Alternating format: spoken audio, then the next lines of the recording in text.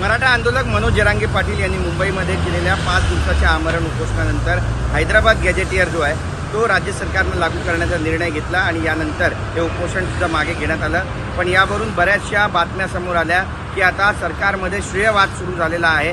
मी सध्या मुंबईच्या eastern express हायवेवर आहे। या ठिकाणी आपण पाहतोय की देवाभाऊ नावाचा जो बॅनर आहे तो सध्या सगळ्यांचं लक्ष वेधतोय आणि हा बॅनर मुंबईच्या सर्व ठिकाणी आपल्याला पाहायला मिळतो। यामध्ये कुठल्याही पक्षाचं नाव नाही आहे, मात्र देवेंद्र फडणवीस यांचा देवाभाऊ असा उल्लेख करण्यात आलेला आहे। भगवा झेंडा दिसतोय। छत्रपती शिवाजी महाराजांना पुष्प अर्पण करताना देवेंद्र फडणवीस दिसत आहेत आणि जी राजमुद्रा आहे छत्रपती शिवाजी महाराजांची प्रतिपंचंद्र लेखे व वर्धिष्णू विश्ववंदिता साहस्न सुरक्षेचा मुद्रा भद्राया राजते ती सुद्धा आपल्याला या ठिकाणी पाहायला मिळते। आणि सगळ्यात महत्त्वाचं म्हणजे मराठ्यांचा कायम देवेंद्र फडणवीस यांनी सन्मानच केलेला आहे असा कुठेतरी आशय, असा कुठेतरी संदेश जो आहे तो या बॅनरच्या माध्यमातून देण्याचा प्रयत्न होतोय का, अशी सुद्धा चर्चा जी आहे ती आता रंगू लागलेली आहे। एकंदरीतच आपण पाहिलं की हे आरक्षण लागू केल्यानंतर बऱ्याच चर्चा या राजकारणामध्ये रंगल्या होत्या की नेमकं हे आरक्षण कुणामुळे लागू झालं आणि आता आपण पाहतोय की संपूर्ण मुंबईभर देवाभाऊ नावाचे जे बॅनर आहे ते सध्या चर्चेचा विषय ठरत आहे। कॅमेरा पर्सन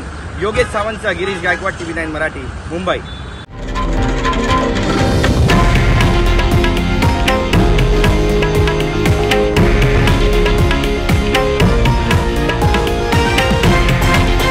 हे आहे देशातील नंबर 1 न्यूज नेटवर्क आणि आपण पाहत आहात TV9 मराठी, एकमेव।